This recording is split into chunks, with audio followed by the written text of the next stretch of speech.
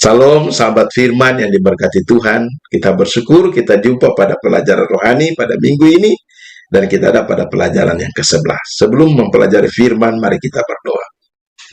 Bapa kami di surga, kami membutuhkan kuasa Roh Kudus untuk menguasai hati pikiran kami, memampukan kami untuk mempelajari firman pada hari ini. Kami menyerahkan firman dalam tangan-Mu, jadilah kehendak-Mu. Kami sudah berdoa hanya dalam nama Yesus Juru Selamat kami.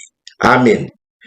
Judul pelajaran kita pada minggu ini adalah menunggu dalam cawan lebur. Ayat inti Galatia 5 ayat 22 versi New King James Version. Tetapi buah roh ialah panjang sabar.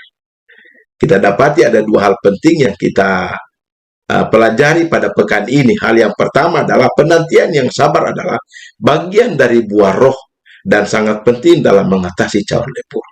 Yang kedua, menunggu dengan sabar adalah pada waktu kita mengenal dan mempercayai orang yang kita tunggu.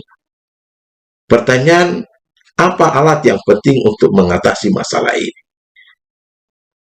Yang pertama adalah harapan dan kelemah lembutan. Dua hal ini diartikan sebagai penantian.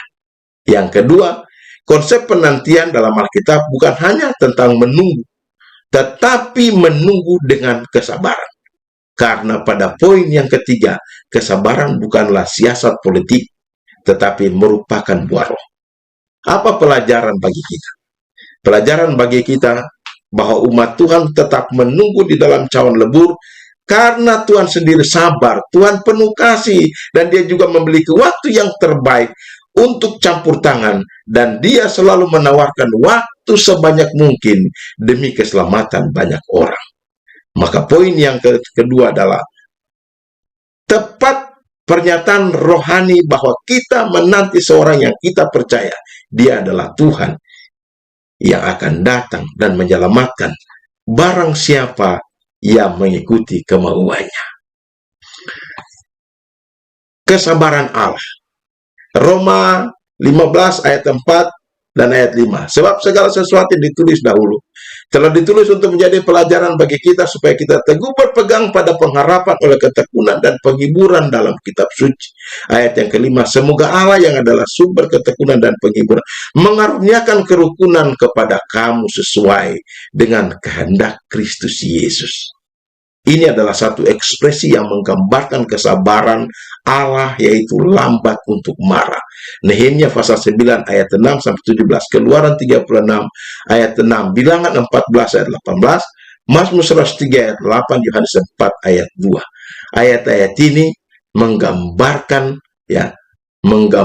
ekspresi lambat untuk marah dan menggambarkan sifat Tuhan adalah berlimpah dalam cinta kasih, penyayang dan murah hati, berbelas kasihan, dan Allah sabar dengan manusia. Mazmur 78 ayat 38, Yesaya 42 ayat 14, Yesaya pasal 20 ayat 17. Pada saat yang sama, Dia berlimpah dalam kebaikan dan kebenaran. Keluaran pasal 34 ayat 6.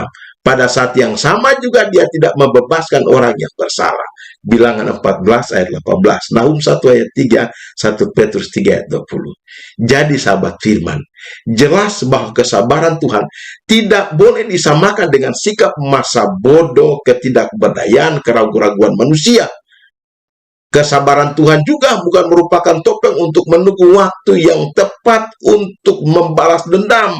Tetapi Tuhan sabar kepada manusia karena Ia rindu menyelamatkan sebanyak mungkin manusia itu. Roma 2 ayat 4, Roma 9 ayat 20-24, 1 Petrus 3 ayat 15, dan 2 Petrus 3 ayat 9. Pelajaran bagi kita sahabat firman, bahwa jika kita percaya kepada Tuhan, menyerahkan kehendak kita kepadanya, maka kita dapat mempercayai bahwa Dia akan melakukan yang terbaik bagi kita, walaupun kadang-kadang sulit kita mempercayainya.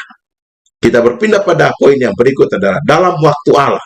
Roma pasal 5 ayat 6, Galatia 4 ayat 4, dan saudara akan baca nubuatan 70 minggu dalam Daniel pasal 9 ayat 24 sampai 27. Timbul dua pertanyaan. Mengapa Yesus juga menunggu untuk datang kedua kali?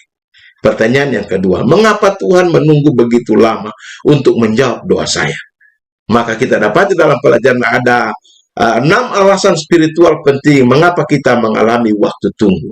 Alasan yang pertama, menunggu dapat kembali memfokuskan perhatian kita untuk menjauh dari hal-hal lain dan kembali kepada Allah.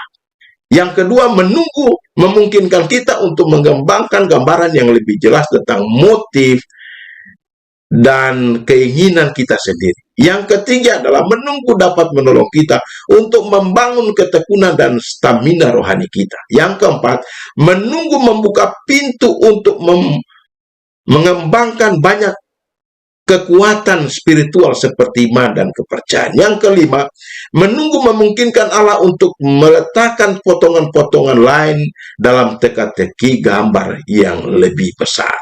Poin yang terakhir, kita mungkin tidak perlu tahu alasan kita harus menunggu. Oleh karena itu, sahabat benar, kita belajar untuk hidup oleh iman. Dan pelajaran rohani bagi kita adalah, marilah kita belajar untuk menunggu segala sesuatu dengan waktu Allah. Jika itu membutuhkan waktu yang lama bagi kita, kita tetap menunggu.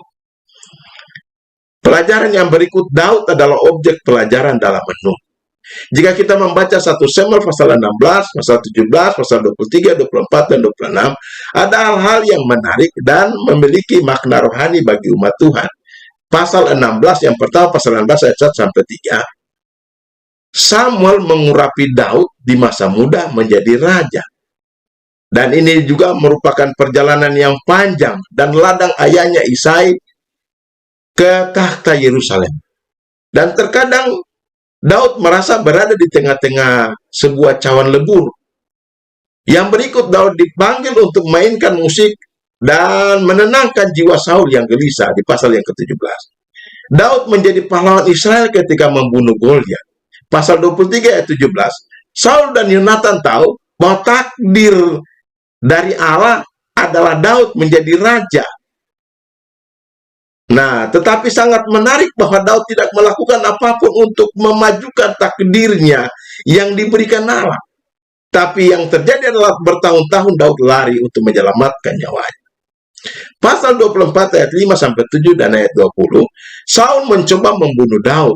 Tetapi sebaliknya, Daud memotong punca jubah Raja Saul. Dan di sini kesempatan Saul dibunuh oleh Daud sendiri. Tetapi sangat menarik, di pasal yang ke-26 ayat 1 sampai 25, timbul pertanyaan mengapa Daud menolak membunuh Saul. Ada 2 poin yang saya dapati. Karena Daud, poin yang pertama, karena Daud teguh pada janjinya untuk tidak mencelakakan orang yang diurapi Tuhan. Karena Daud tahu bahwa Tuhan yang benar, Tuhan yang adil, tahu bahwa bagaimana dia akan mengurus Saul dengan caranya sendiri. Di ayat yang ke-23. Poin yang kedua, Daud menunjukkan sikap sebagai pahlawan Tuhan, berjuang demi kemuliaan nama Tuhan, berkorban demi kepentingan banyak orang, bertekad untuk mempertahankan kebersihan perjuangan. Apa pelajaran bagi kita saat firman? Pelajaran yang pertama, bahwa melihat keseluruhan perjalanan Daud menuju takhta bisa kita rangkumkan dalam satu kalimat pendek. Jangan ambil apa yang belum diberikan Allah kepadamu. Tunggu waktu Tuhan yang tepat bagimu. Mengapa, sahabat Tuhan? Karena jangan mengucapkan janji demi nama Tuhan jika tidak dapat menepatinya. Karena itu sudah mendustai dan mempermainkan kemuliaan Allah. Kiranya ini menjadi teguran bagi saudara dan saya. Elia, masalah dari terburu-buru. Jika kita membaca Raja 18, maka kita dapati, sahabat firman, intervensi Allah yang besar terjadi di Gunung Karmel. Api turun dari surga, membinasakan nabi-nabi palsu, dan banyak orang mengakui kebenaran Allah, sahabat firman. Namun pada poin yang kedua di pasal 19 dan ayat 9, Elia sebenarnya penuh dengan iman dan kepercayaan kepada Tuhan. Namun sebaliknya, dia berlari karena ketakutan untuk keselamatan nyawanya. Dan rupanya ketakutan Elia menyebabkan dia lari dan mendapatkan dirinya berada di tempat yang salah. Timbul pertanyaan, apakah ada hal-hal yang membuat kita terburu-buru di luar rencana Allah bagi kita? Jawabnya ada. Dan di dalam Alkitab, ada beberapa tokoh dalam Alkitab yang terburu-buru. Kita baca saya dalam Kejadian 16 ayat 1 sampai 3, Bilangan 20 ayat 10 sampai 12, Hakim-Hakim 14 ayat 1 sampai 3, Matius 20 ayat 20 dan 21, Lukas 9 ayat 52 sampai 56, Kisah 9 ayat 1. Hal-hal seperti apa sahabat firman? Ambisi, kemarahan, hasrat, kurangnya iman, semangat yang seharusnya bagi Tuhan menyebabkan kita terburu-buru ke tempat yang seharusnya kita tujui. Dan tidak ada yang kebal dengan hal-hal ini. Kuncinya ialah menumbuhkan iman yang percaya akan kebaikan dan belas kasihan Allah yang kita tahu Ia mengasihi kita dan menginginkan yang terbaik bagi kita. Ini tidak terjadi secara otomatis sahabat firman. Oleh sebab itu, iman mungkin merupakan anugerah yang besar yang perlu dipupuk, dipelihara, dan dijaga dengan baik. Mari kita berpindah kepada pelajaran rohani yang terakhir adalah belajar bergembira di dalam Tuhan. Kita baca Mazmur 37 ayat 4, New Revised Standard Version. Dan bergembiralah di hadapan Tuhan, maka Ia akan memberikan kepadamu apa yang diinginkan hatimu.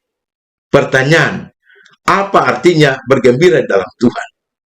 Maka kita dapati sahabat Tuhan, bergembira dalam Tuhan adalah mendambakan dan menikmati dekatnya kehadiran Allah serta kebenaran dan kekudusan firman-Nya. Ayub 22 ayat 26, 27 ayat 10 dan Yesaya 58 ayat 14. Apakah apa yang Allah akan berikan kepada hati yang selalu bergembira bersamanya?